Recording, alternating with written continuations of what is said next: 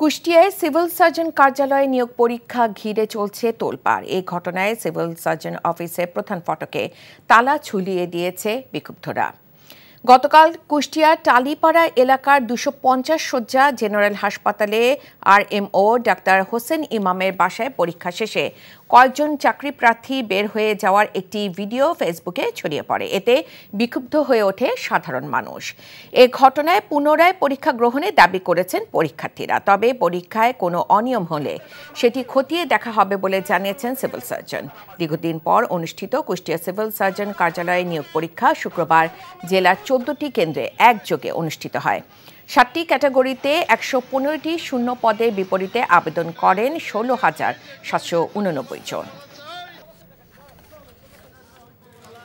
অনেক কষ্ট করে আমরা পড়াশোনা করে এখানে মনে করেন পরীক্ষা দিতে আসি, তাহলে আমাদের মেধার ইয়েটা কোথায় গেল?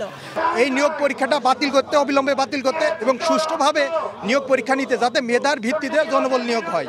সরকারের তো বিভিন্ন এজেন্সি আছে, তারা এগুলো তদারকি করে, তারা তাদের কাছ থেকে তথ্য নেওয়া যেতে পারে যে কোথাও কোনো আছে কিনা, বা বিভিন্নভাবে তদন্ত করে দেখা যেতে পারে।